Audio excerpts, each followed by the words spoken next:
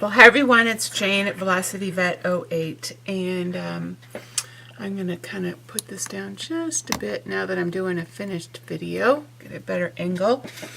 I'm bringing you a finished project I've been working on, and I'm really kind of excited about how this turned out because of what I started with. This is just an unusual little item to turn into something shabby chic, quite honestly.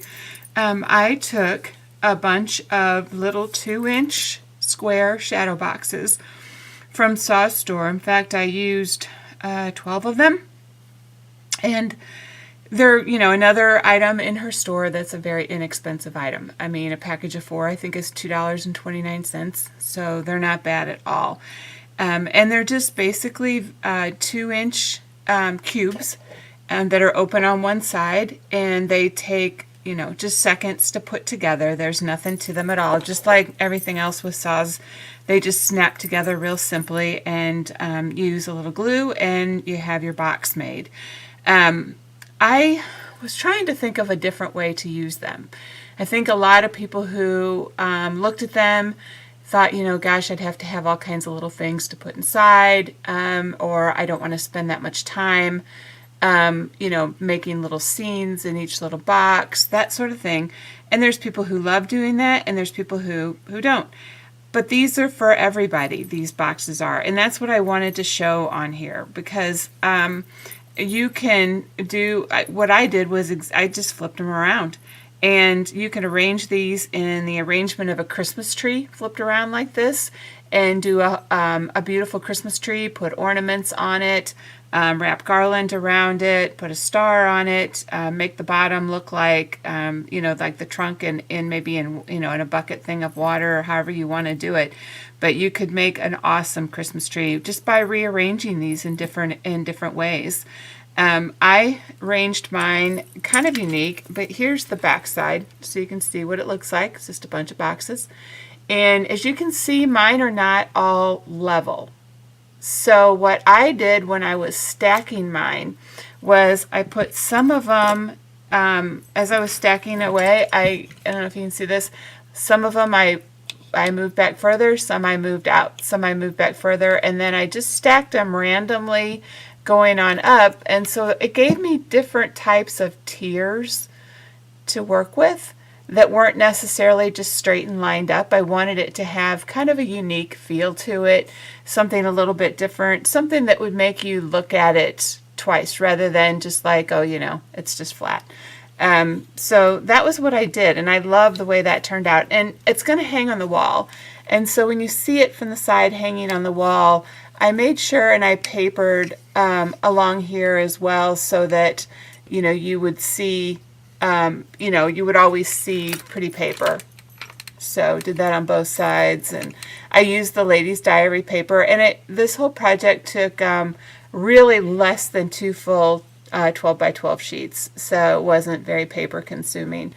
I did use, for the front of it, I used the front page from Ladies Diary that has the beautiful lady on it, and I essentially just cut the picture into 2-inch squares and put it on here, and I used another piece that was just like roses, and I made strips. I made 1/2-inch strips, and I scored them and folded them over to make the edges nice, and then to make it interesting again, I put strips in between each square and just made a really unique type of picture out of it. I did embellish it quite a bit, but I was having lots of fun. The picture was a little bit more visible, but it still is. You can still tell it's the lady, and she's got, feathers and stuff going on, and, here's her umbrella, and there's roses and stuff, and I have a lot of roses in that I added to the project, but I really had fun doing this. It's just a really, like I said, real unique piece. I wanted to go with Shabby Chic, but I also wanted to add a lot of metal, so it's almost, a little bit, not real grungy or anything, but a little bit more heavy on the metal side. And I thought that would be fun because I haven't really showcased as much of Saw's metal pieces as I would like to. I use a lot of the wood pieces. I use a lot of the flowers. I haven't used a ton of them yet, but you guys have seen a lot of them because I have had them delivered to me, and I'm using them, of course, as the projects present themselves for them, which like this one did. And, you know, but metal pieces, I wanted to show you basically what she had and what you could do with it. And so kind of fun. So if you have any, you know, like if you're wondering how I got something to look like I did or something like that, go back and look at the process videos. Everything, for the most part, everything is there. A few things were done here at the last minute. Kind of when I was visiting up with my husband last night. But the first thing I did with this was, of course, put all the boxes together. And to make sure that they stayed together really well, I did use E6000 and just let them dry overnight. I wanted to make sure that this was really, could handle any weight that I put on it and would still be able to hang on the wall, because I have so much sitting around and I have wall space, so that's where it's going. So then I got little bits of glue string on here still, as usual. After I had them all glued together, I started paper piecing all my, you know, pieces of paper, and then I edged it in a chalk ink. It was Rose Blush. It was a color box chalk ink that I edged it in, and then I used Mod Podge over the whole thing just to protect it. And I'm really glad I did. I'm going to tell you guys a little story that nobody really saw even on camera when I was recording it, but I always have my water, you know, and my ice and everything down here with me, and I had this laying on my work area, and I grabbed my, it was a container I have for my beads and stuff. Anyway, I grabbed it and I went to set it on the counter, and I accidentally bumped my water, and my water sprayed all over this. And it wasn't embellished yet at all. It was just Mod Podged, and that's it. And all the water just beaded right up off of it, and I just wiped it off, and it was nothing. But thank goodness that I had Mod Podged it, because I thought, you know, when I Mod Podge it, I do it for, one, for the look, but also just to protect it in case something would happen to it. And, you know, when I think about that logically, I'm always like, well, what's going to happen to it on the wall, you know? But here, it was a good reason that, you know, it was good, it was Mod Podge. So just thought I'd share that little story with you. I mean, I know that wouldn't happen necessarily with everybody, but it did with me. So after I Mod Podged it, though, I went to work basically picking out all my metal embellishments that I wanted to use, and then figuring out what color I wanted to emboss them, because I wasn't really sure. There's a lot of choices, and you know, I have lots of pinks and roses and peaches and things like that, and golds and stuff, and so I got them, and I did a little embossing just on paper with a random stamp, and at the end I decided to use Stampendous. It's a old ivory color, and I love it. And I just used several of her pieces. They were all different random colors. I mean, this is her new boot. It is adorable, and it is in brass, and you can see how it looks. I mean, super cute. I'm going to pull this in a little bit. Some of the pieces were silver, some were copper, but regardless, now they're all this shabby ivory color. This is another one of her new pieces right here on the side.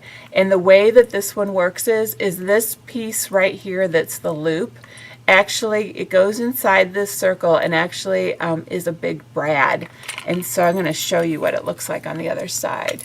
You can see, hopefully, well, you know, we can always fix this. Can you see the brad piece in there? Hopefully you can.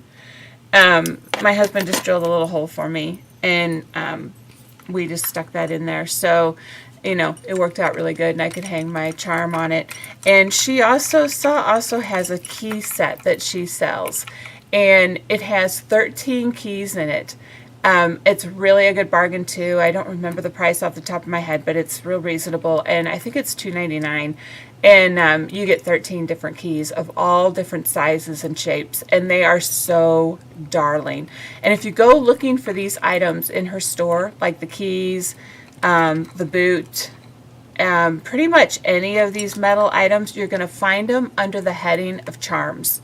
That's where she lists all her metal items. So just so you know where to go looking for them, that's where you'll find them. So that's where all those pieces are. This is one of her hinges, and her pieces of metal are so substantial. They weigh a lot. So they're great to use because they, you know, they have, like I said, they're substantial. This is another one of her new pieces. It's a little zipper pull. So cute. This is another new one right here, this gorgeous leaf. This is beautiful. And this comes in a bright silver color. It's real shiny silver, real gorgeous. Of course, I wanted to make it shabby like the rest with this old ivory. And so I embossed it. But I just want you to see that all of the pieces, no matter whether they were in brass, they were a key, they were a hinge, no matter what they were, they emboss just fine if that's what you want to do, so you can make them any color that you have embossing powder of and you like. And then over here, this is another one of her new pieces, this gorgeous handle. Is that not beautiful or what? And look how beautiful that looks embossed. I mean, that is just simply gorgeous, I think. Absolutely love it. And I just glued it on there and put some pearls on there. And then this piece right here, this is not a new piece, but it's one of her little knobs. You can use this for, like, you can put 4 of them and use them for her feet on a project. You can use them as a doorknob because she sells lots of doors. And then this right here is a piece that she sells. It's just a filigree piece. And I originally just had this glued to the project, but then I had this piece still, and I was like, well, how pretty would that look on top of there? So I took this off, and I put this, glued this on, and glued this whole little ensemble back on. And then I just let it sit overnight. I glued it with E6000 so it would stay. And then this is another one of her door handles, and I just embossed it as well. So as you can see, they all embossed so, so nicely. This is another one. It almost looks like a little bow tie piece. And this one I believe was in copper.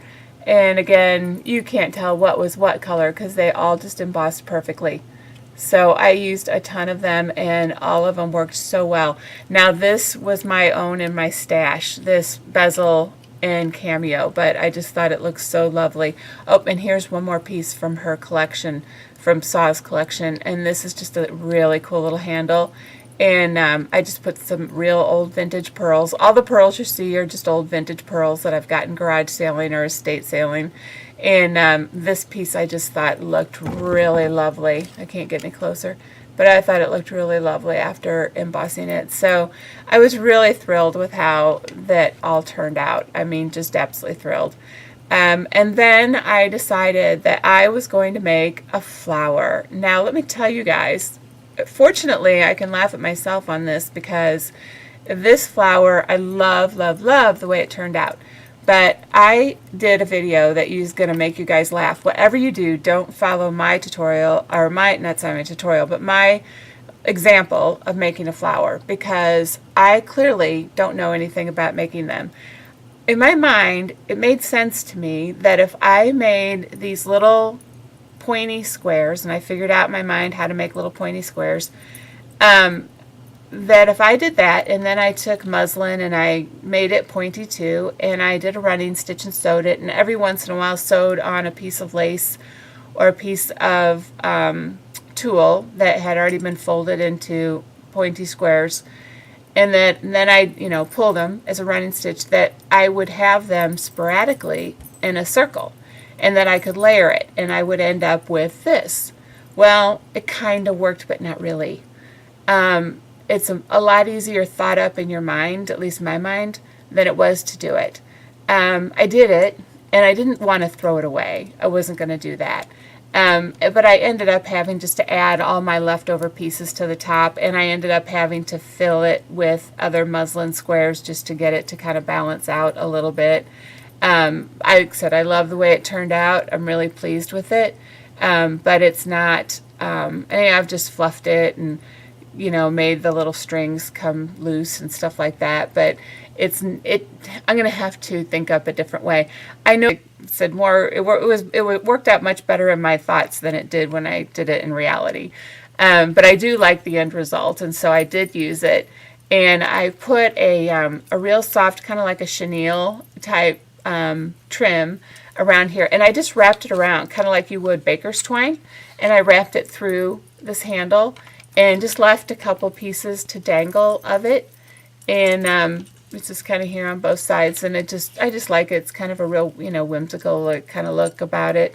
And then I tucked a couple of the flowers from Saw's store in here. These are the open rose buds, both of them, the smaller one and the larger one, and I love them. And of course her feathers here. And then this is also one of my little clay pieces of jewelry that I made. And so that's that. And I wanted to tie these flowers in here because of using them here. I wanted to tie that all together.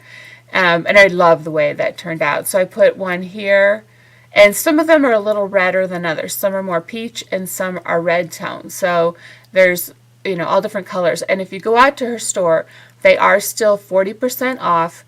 And some of the bigger ones are selling out, but there are a lot of these open roses one. And let me tell you, let's take a close-up look at them. They are gorgeous. And look, I mean, they really are perfect. Look how they fill in with these little pearls. And just look beautiful. Down here I used some other flowers, and I tucked tulle in different places, and then I tucked these little tiny rosebuds of hers in here. These are the little closed rosebuds, the tiny ones, and look how beautiful. They just pulled that together. I mean, just what a beautiful little cluster, I think. I just love that. I think it pulls it together gorgeous. And, and they're really inexpensive. For a package, I think you get like 25, something like that. And they're like $2 and change. I mean, they're not bad at all with the 40% off. So really, really reasonable. And you don't want to let these little guys get away because there are still pretty many colors to get. But they will. She's not getting more. So when they're gone, they're gone. And I bought, I think, almost every single color now because I absolutely love them and do not want to be without them. And then this is some little ivy that I had that I just kind of hooked from one little ledge to the next, just, for some embellishing. But I'm super, super happy with how this turned out. I think it's just a really fun piece. And and I also, for the first time, made this chunky charm with actual, beads on it, because I usually don't do that. I usually just put charms on there. But I did add those. And then this one right here, this is a, arty cake piece. So I added that on there, and I really like the way it looks. I love the boot. I think the boot is it just rocks. And with this being this lady on here, I thought that was great. So that's my project, my most recent design team project. I'm super, super happy with it. I hope you guys love it. And I'm going to work on learning how to make flowers. I'm going to figure out a way to make a flower that I can make easily and is fluffy and has, like a lot of shabbiness to it and different. My biggest thing was I want it to have muslin, tulle. I have some, like lace that's from old curtains that I got at the thrift store. And so, I just want to add things like that in there and have the flower like that. So, just kind of fun. But I'll figure something out. So, anyway, I hope you guys like it. And I will see you all with the next project, which I don't even have any idea what the next project's going to be. I have a list of things I want to make. But I haven't, I don't know. I might do something just kind of fun and easy next. I'm thinking of making these little candy things, little candy twists that I saw somebody else make. I need to look up her name again. And so I also have a Christmas tree printer tray I want to use. And I also have a wishing well I want to do. So lots to choose from. So I will see you guys all on the next one. Thanks for watching.